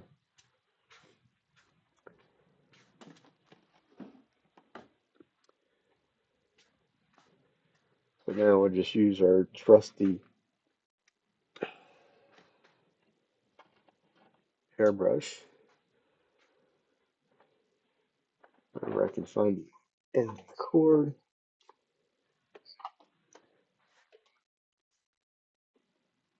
Okay. Let's hope we don't lose power. I do not want to be down here in my shop if we lose power. Life would get interesting in a hurry because I am in the basement. There's literally one tiny little window in here. So if we lose power, of course it's not dark yet outside, but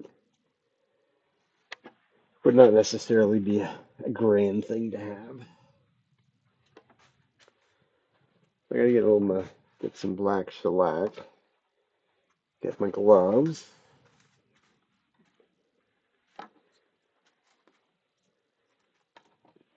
Well, for me, as far as I'm concerned, some people might call this cheating, but to me, this is the ideal way. If I'm going to turn something black, probably if I was more energetic and really wanted to do other colors other than just black. The black works the best as far as I'm concerned with the grain fill. I have done some in a dark blue or even a dark green. You're kind of limited as to what colors you're going to use.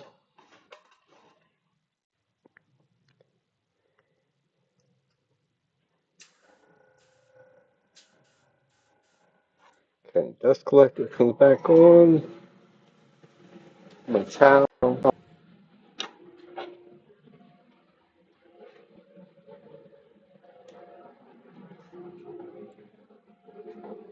Cover up the lathe bed.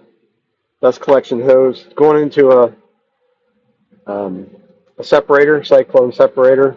So it's truly not getting pulled back into the dust collector itself. And run it at literally the slowest speed it will run.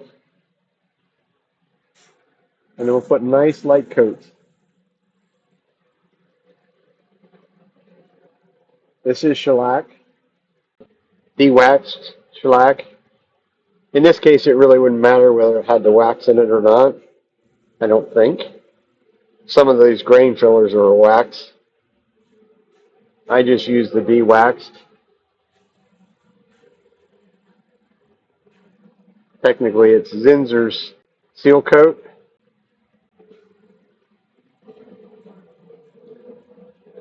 which is what I've used for a number of years.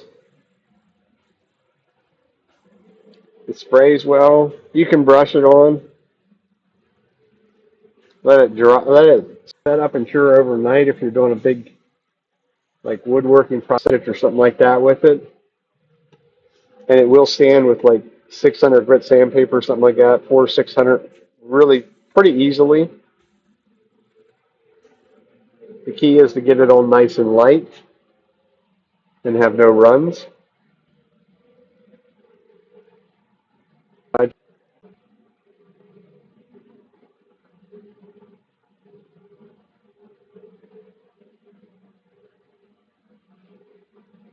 This might actually look neater than what I would have given it credit for. I'm going to let that dry a minute or so.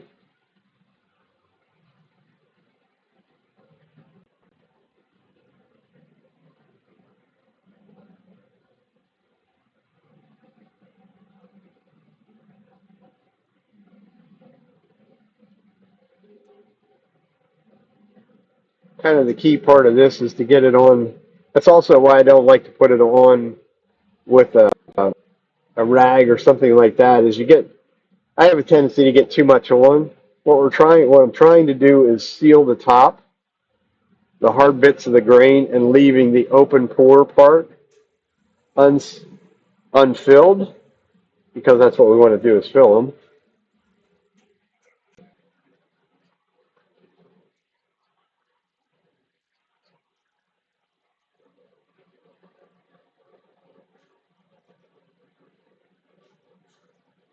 Well, there's always going to be disappointments in any of this kind of stuff. And you won't. The ironic part is you won't know until it dries. This I do not rush. I would not even think of trying to do the grain fill on this for at least 24 hours. I want it to be totally cured. In this case, it'll wait till next week. That'll probably be like the first thing I do next week. Maybe if I do anything this week, I have another block back here. Maybe I'll get a second one ready and do two of them.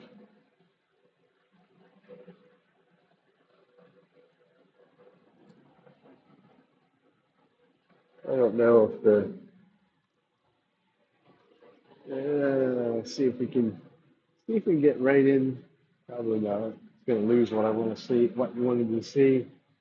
But you can see up in this area, you can really see the grain.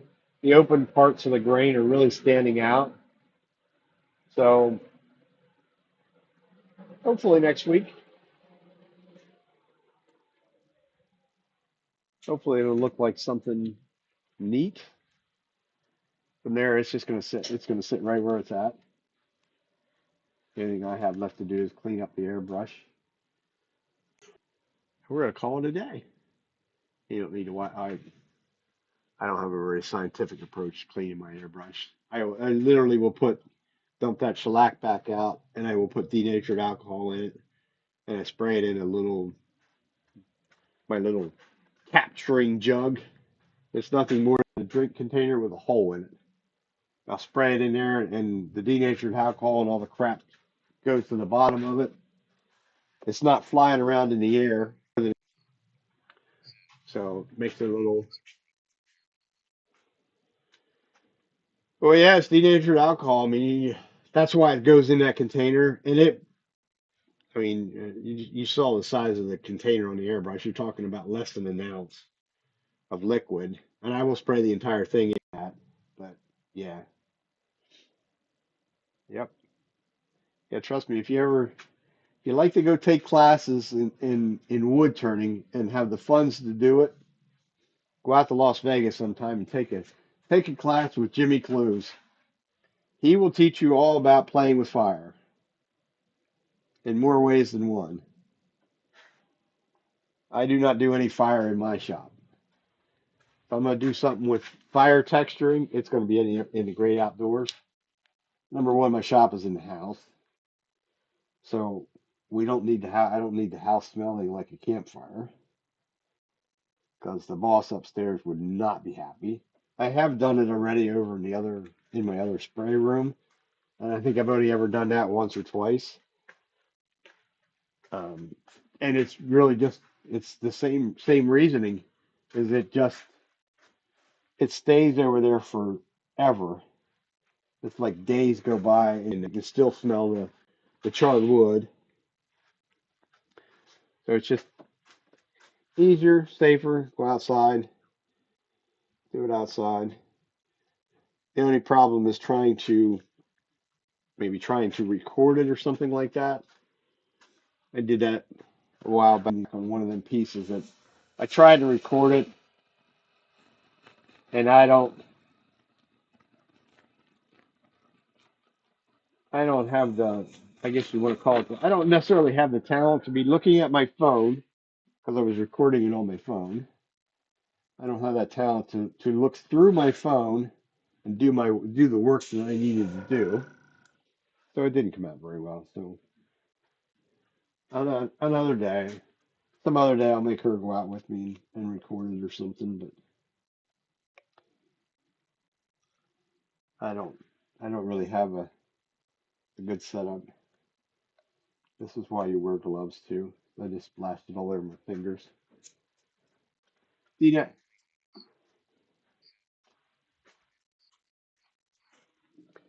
Well, we'll see next week, and maybe, just maybe, I'll be able to figure something out. I'm gonna assume Ethel was watching this on a computer, watching it on a horizontal feed rather than a vertical feed. Hmm,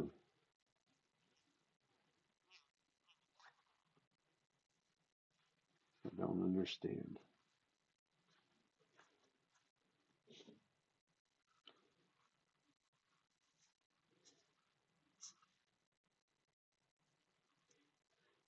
Well, as I say, I could probably ask Cindy Drozda, but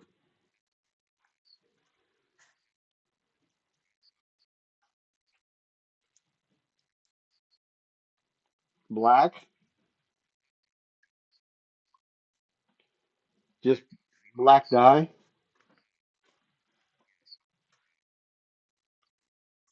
Okay, thank you, Billy. That's just the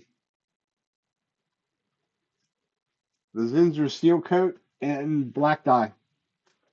Actually, it's the um, trans tint dye that you would buy at whatever Woodcraft or any of them places. Um, it's just at Hobby Lobby a couple weeks ago. The wife drug me in there. And I know there's some other people talk about using like the RIT dye, which is a powdered dye. At least what I got was powder, I'll put it that way. So I may give that a go at some point. But transit's nice and black. Yeah, that's it. It's black trans tint. It's the concentrate that you would buy at the woodworking stores, or I guess you probably could buy it online maybe. Yeah, trans tint's the manufacturer's name. It is a concentrated dye. It is meant to mix your own dyes, is really what it's meant for. So if you wanted to mix your own dyes, which Cindy Droz, there's a lot of people that mix their own dyes. I've done a little bit of it, but I don't always make out very well doing that. Except black. Um, and you could have dyed this black with any of the dyes. It just, this is, I'm getting old, you know. I like things to be simple, easy to do. So if I was going to diet, yes.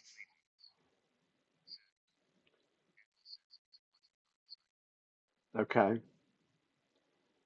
Um, yes, they had both. Because I would not have bought the Rit dye if it was liquid, but they had the liquid containers sitting there, and to the right of it, actually, it's right close by, I think. It comes in a little box, and it was actually cheaper, and it's a powder. Because there's certain things, or shouldn't say certain things. There's a lot of things that don't necessarily work with super glues. So any of the liquid dyes generally don't work with a super glue. But this is just a little pouch of powder dye. I haven't opened it yet. I'm sure that when I go to open it, I'm going to have to find some sort of little container to put it in, or I'll have it everywhere. But I haven't tried it yet. It just managed to make it down here. But I wanted it more so. I want to try and mix some with super glue, see how it does with the some of the perfect super glue, the finishing super glue, because that would be like golden if I could do like a finial. I mean, I wouldn't want to do something of this size with it, but something like a finial that I wanted to turn black and be really, how you want to call that, lazy? I wouldn't call it lazy. I would call it more like time management efficiency of if I could dye the super glue black enough to cover the wood, any of the wood grain, and turn it black, why then that would be like golden if I could put like one coat, or even if I had to put two or three coats of the other super glue and sand it back, it still would end up with uh, something along those lines. A finial would look nicer, in my opinion.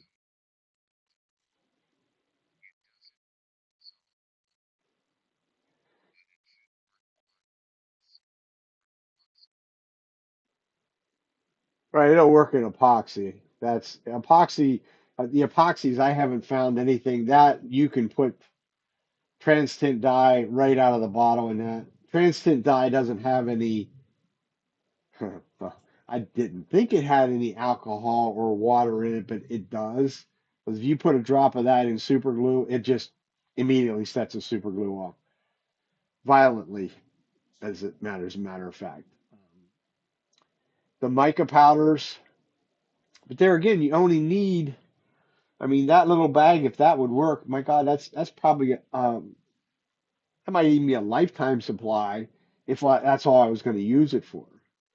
Because when you go to mix even like the mica powders into super glue, you're only putting a very tiny, minute amount in it because they are so potent, and that way you get it to totally dissolve.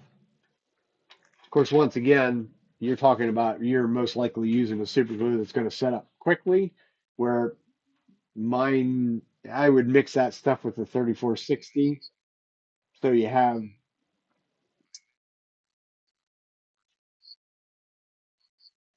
yeah, yeah, it should.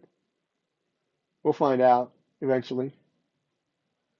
First, I got to find a small container to put it in because I don't want that flying all over the place. But yeah, yeah, it should.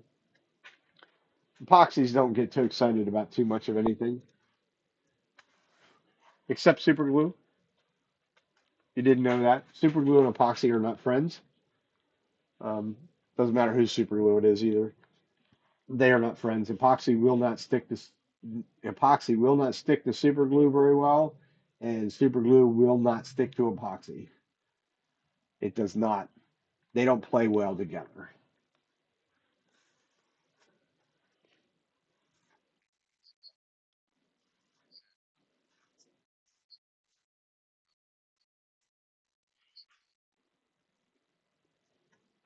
Oh yeah, I would imagine that. The powder coat powders are some sort of a mica powder. I don't. That's just a guess on my part. It's some sort of a powdered dye. I don't know. I wouldn't have any idea even to even think about trying to find something like that. But I have enough crap to worry about than trying to find too many other things. It just caught my eye just by virtue of where my wife was at in Hobby Lobby. That it was right there, and it went over, and they had it in the powdered form, and I'm like, well, that's the path I would go down rather than the liquid form. I don't need any more liquid dyes.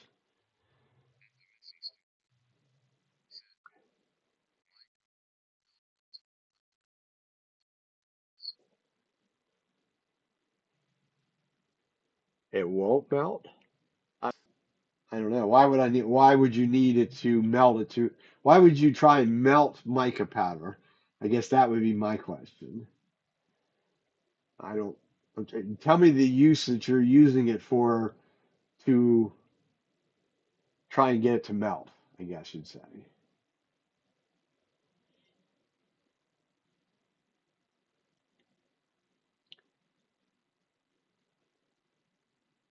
So,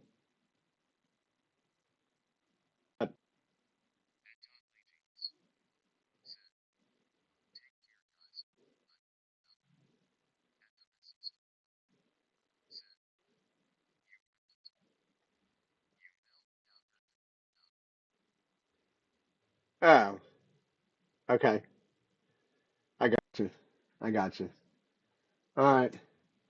Well, I'm gonna call it a day because the wife already said it's getting kind of nasty out, so I don't want to be down here if we lose power tonight. So, till next week, y'all have a good week. This will be the project that we do right off the bat next week is to put some color to it and see what we end up with. Till then, everybody have a good week and stay safe and have fun.